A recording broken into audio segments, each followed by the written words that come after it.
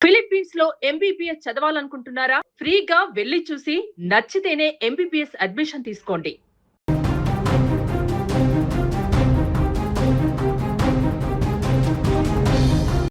భారత్లో త్వరలోనే plastic currency నోట్లు చలామణిలోకి వచ్చే అవకాశం ఉందా అంటే ఒక రకంగా అవుననే సమాధానాలు వినిపిస్తున్నాయి.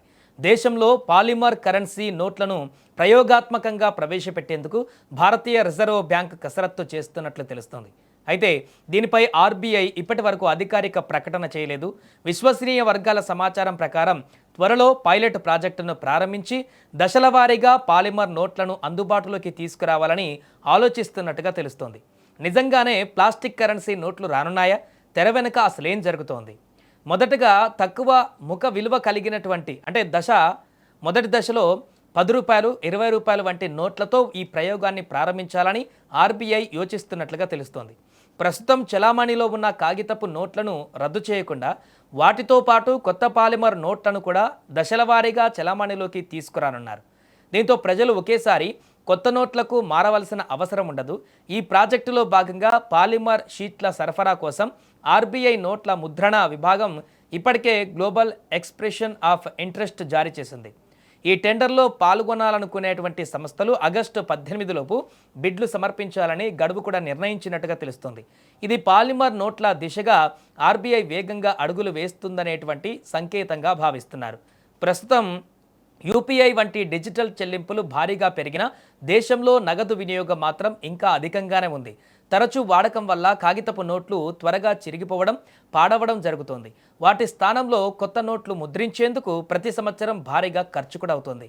ఈ వ్యయాన్ని తగ్గించడమే కాకుండా ఎక్కువ కాలం మన్నేటువంటి కరెన్సీని అందుబాటులోకి తీసుకురావడమే ఆర్బీఐ లక్ష్యంగా కనిపిస్తోంది.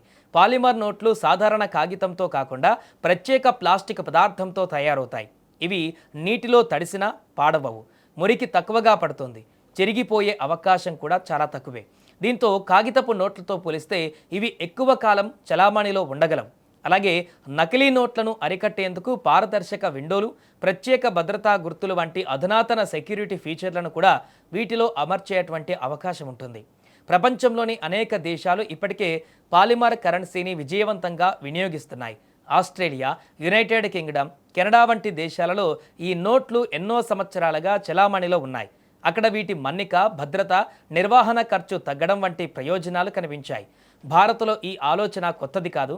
ఇప్పటికే 2012 నుంచి 2014 మధ్య పాలిమర్ నోట్ల ప్రతిపాదన వచ్చింది. కానీ అప్పట్లో సాంకేతిక కారణాల వల్ల ఇది అమల్లోకి రాలేదు.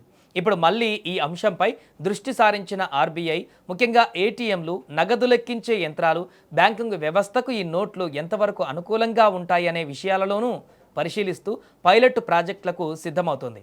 అయితే పాలిమర్ నోట్లు ప్రవేశపెట్టడంపై ఆర్బీఐ నుంచి ఇప్పటి వరకు అధికారిక ప్రకటన అయితే వెలువడలేదు.